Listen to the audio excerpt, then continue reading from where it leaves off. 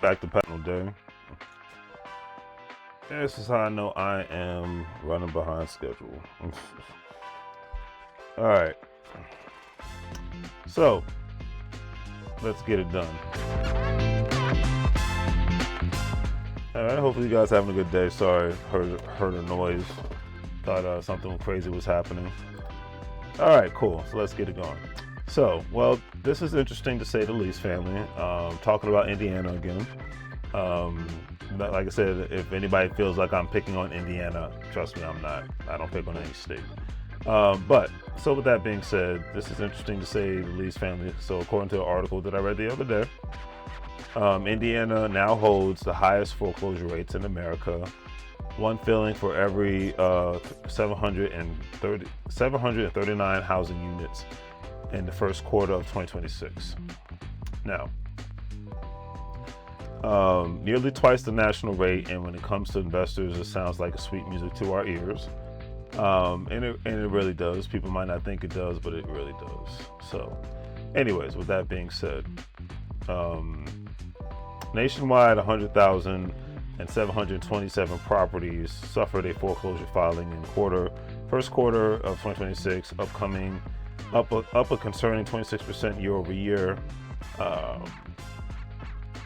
Foreclosure starts meanwhile rose 20%, unfortunately, and bank professionals jumped about bank repossessions jumped about 45%. Indiana leads the pack ahead of South Carolina and Florida, because they're having a lot of foreclosure filings. And these numbers are still well below 2008 levels. Indiana saw 14,000 plus quarterly filings during the Great Recession versus 4,000 in 2026. But the trend is moving in one direction, and investors should pay attention. Now, as much as I wish that today's real estate market looked a little bit like, not 100%, but a little bit like 2008 levels, in order to bring some sort of economic correction within the market to start bringing the price of real estate down and increase the inventory throughout the nation. But the United States economy is on the cusp of that, but not 100% there yet. The article also stated that Indiana's median listing price is around $292,500. Lower price homes build equity slowly. So when hardship hits, a job loss, a medical bill, a divorce, there's no cushion. Missed payments piled up fast and nothing to fall back on. And with today's job market report in more rural states like Indiana, one missed mortgage payment unfortunately marks the beginning of the end for current homeowners. The biggest contributing factors to why foreclosures are going up in Indiana and around the United States is because insurance premiums, property taxes, and utilities have all climbed significantly since 2021. A payment that was manageable 3 years ago isn't anymore, not because the mortgage changed, but because everything around it did.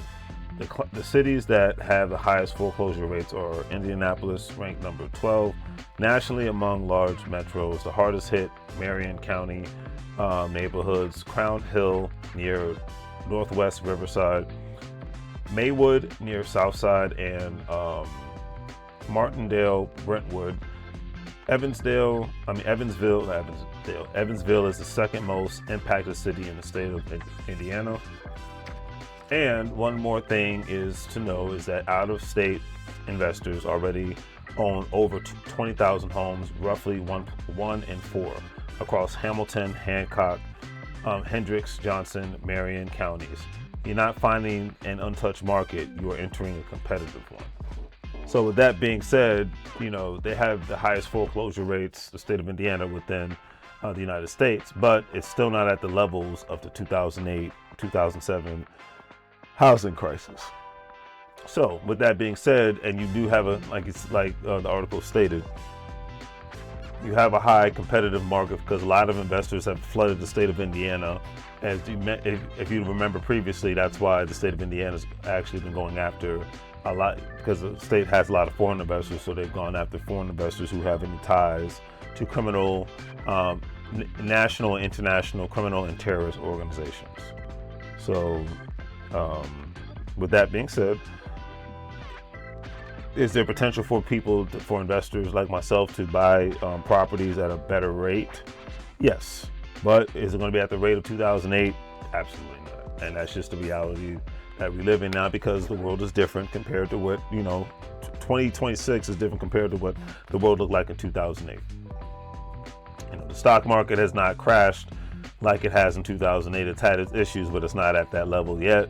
Foreclosure levels are not at that rate, and people think that because of AI, a lot more jobs are going to be eliminated because of, obviously, we have a new way of life in America and around the world. But, a lot of AI companies are not doing the best, number one. And number two, a lot of corporations aren't really all in. They try to go all in, and not 100% are all in on when it comes to AI, so it hasn't been fully implemented. And the bugs, like any other new system, like I'm sure when factory jobs came into being in the United States, they had their quirks and things to work out, as opposed to, people just going to work in the farms and things of that nature. So, anyways, don't forget Patterson Property. We wholesale real estate in the DMV area and Eastern Pennsylvania, so check us out. Links are in the description. If you're a stock market investor, crypto investor, individual, and time account investor, don't forget to check out weeble/acornscrypto.com, Coinbase. All those platforms you'll be able to make some money move, so you don't live broke like a fool. So on that note, family, remember, you can't get fired if you own the company. It's 2026. It's time for you to own something. Do the great thiefy things. Like, share, and subscribe. Have a great day. Make money moves so you can live broke like a fool. It's in Spanish. Bienvenido a la vida. Welcome to the life.